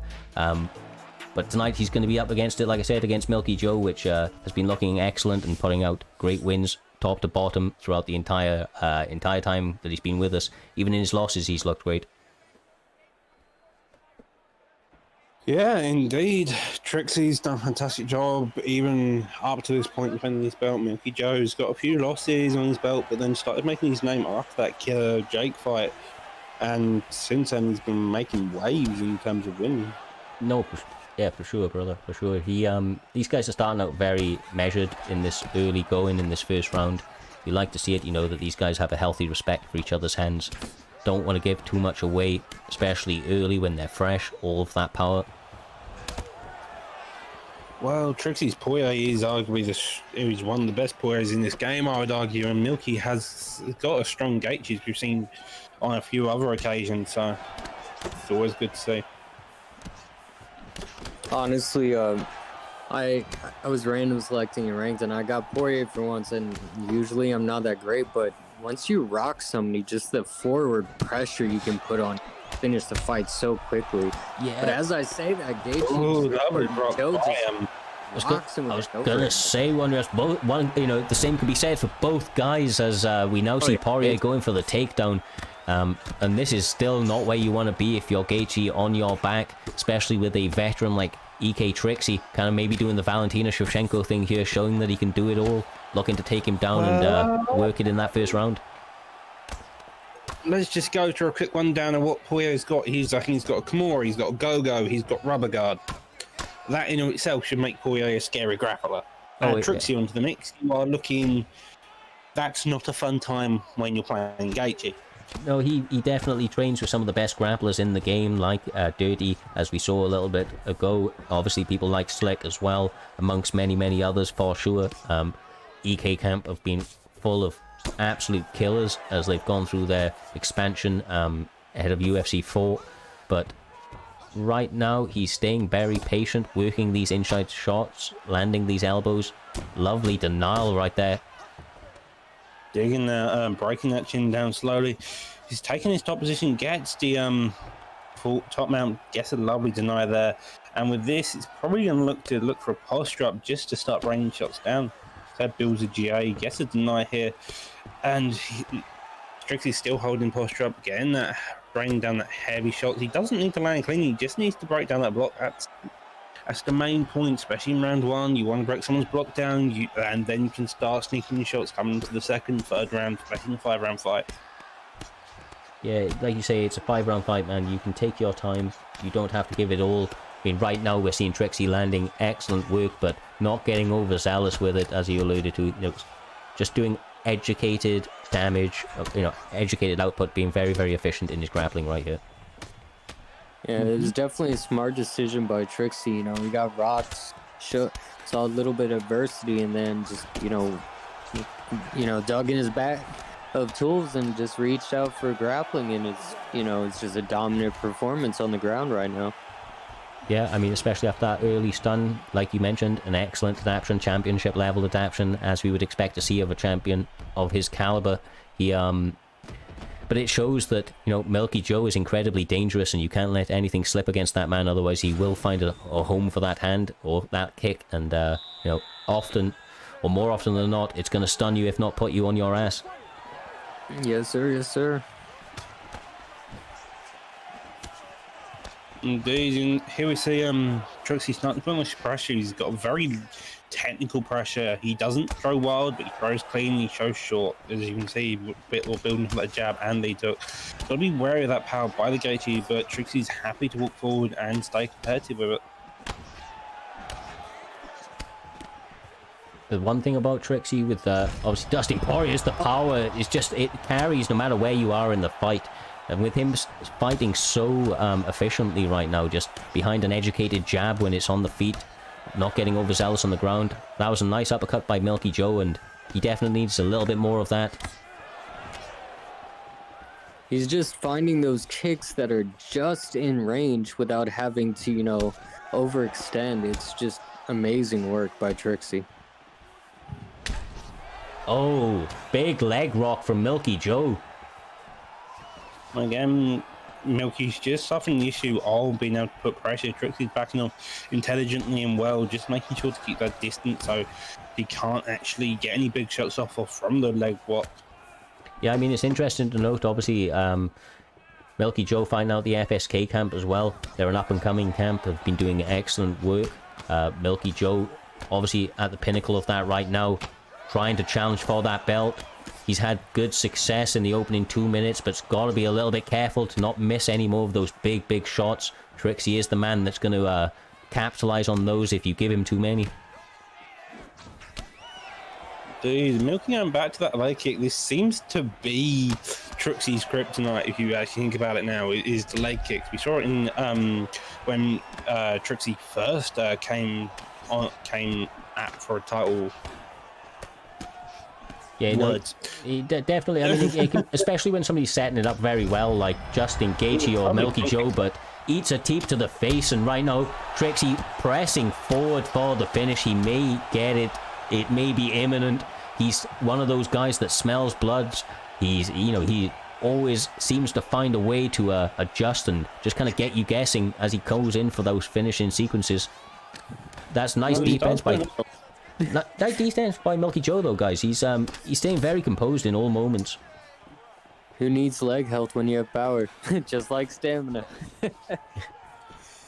Yeah, I was gonna say it's all well and good if you can land leg kicks, but if he's landing bombs over the top, like right now, it appears that Trickzzy is able to. It looks like his head health's gonna drop before his leg, kind of gives out from under him. Well, the blocks are really weak now. Only a couple of shots, and you can just sneak in shots around the side of it. That's definitely the play into the following round with about 10 seconds left. Both of them standing in the pocket and just looking for those wild shots. Trickzzy dig into the body at the very end, and with that, it's into the third round. I'm so glad this is a 5-round fight. We're seeing some crazy adaptations from both. Just non-stop, just pressure from each side. Yeah, honestly, it's been a phenomenal opening couple of rounds to this fight. Obviously, Milky Joe showing that he deserves to be in this spot, having excellent moments, getting the rock and the drop. But honestly, right now, Trickzzy seems to be making adjustments and seems to be gathering a little bit of momentum as the fight is going on. We do have a controller disconnect. I don't know if that... Oh, there we go. We're good. That's happened to me way too many times. Because my controller is completely messed up. That would be one hell of a way to lose, right? Especially with a performance like that, that hurts. Starting active, Milky Joe looking to get his head off the center line when he sees an opportunity too, but Poirier, Trickzzy sniping from the outside, finding a home for that jab time and time again. Just uppercut digs to the body, and with this, hit that jab again by Trickzzy. Just being the core effect. He's building off it, throwing that body kick, throwing a teep now, and Milky comes back with a jab, rear hook. And the champ right now, look at his stamina in the third round, 3 minutes 45-ish on the clock, and his stamina is basically full. His leg's definitely a little bit worse for wear from that beautiful leg kick sequence that Milky Joe's been able to put on him, but so far looking very good as he lands a beautiful hook. This might be it. Just a up kick though, and instead Milky Joe comes back with a head kick. The up kick at Doom saves him again there, One Rios. Yeah, it's definitely, that I still haven't been able to time those yet. Honestly, we're seeing levels to this game. Like you mentioned, his stamina is just incredible. No shots have been wasted on Trickzy's end. No. Every shot that needed to count landed. The short, concise, so landing cleanly. That block is worse. So where that head is constantly blinking now, a couple shots, and it could be the end for Milky. He just needs to land that big shot, possibly an overhand and full run ability. He's got it. That leg kick coming back in the favor of Trickzzy now. Oh, another big rock from Trickzzy. Honestly, Milky Joe is looking a little bit worse for wear with his head health this low. He continues to chop at that leg, but honestly, I feel like he needs one of those big pull counters he was able to get earlier on in the fight in that first round, but maybe not on the card for him as Trickzzy lands another beautiful sequence of shots. He's putting on a clinic right now, and like you said, that leg health is just so low, but at the same time, look at Milky Joe's head. Yeah, I mean, he can afford those leg kicks when his head's looking that low. I mean, the power of Poirier with the precision of Trickzzy is something that is beautiful to behold as he... Lovely denial. Beautiful denial. Love a deny here and goes instantly for this knee on belly position, trying down shots, rain down. Gotta be careful in these. That's it. That's it. And still, EK Trickzzy, the man, myth, the legend, previous IFL champion with some records to his name, looking to do the same in prime time. Another big W against a tough opponent in Milky Joe, but that's a beautiful sequence of shots to close out the fight. That was incredible. He saw a little bit of adversity in the first round, and then from there he just took it up a notch. Yes, we saw him get hurt with the leg kicks, but he knew what he was doing. He knew if he landed enough strikes, and all of them were landing on point that he would win the fight. So definitely a great performance by Trickzzy. Milky Joe looked exceptional, but you know, he has to go back to the drawing board on this one, but it's nothing to be ashamed of losing to somebody like Trickzzy. I couldn't agree with you more. You know, both guys should hold their heads up high. They looked incredible tonight. I'm interested to see, obviously, the matchup next week. Now on Saturday, we are going to be having TMF Matty D up against EK Trickzzy. That is going to be one hell of a fight to behold. Obviously, Matty D picking up a big W over Dino in his last outing to claim the championship.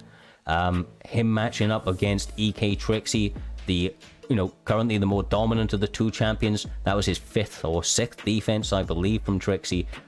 Looking to set records out there. This time looking to unify that belt and seeing if Matty D or EK Trickzzy, there can only be 2 belts on the start. One will end, but that's one hell of a fight there, Doc. It's going to be an action-packed fight.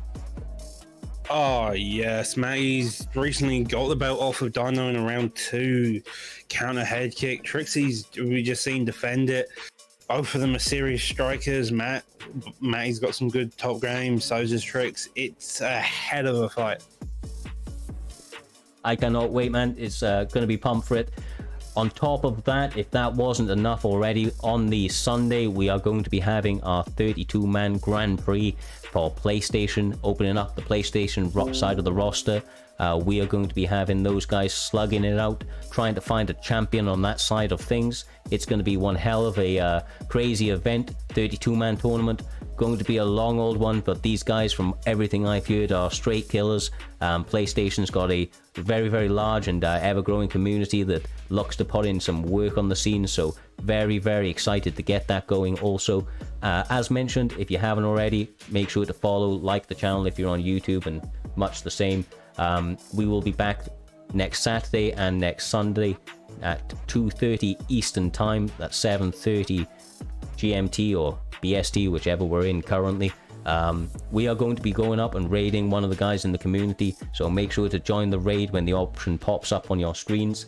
Other than that, it's been an absolute pleasure. Much love, stay safe. We shall see you in the next one.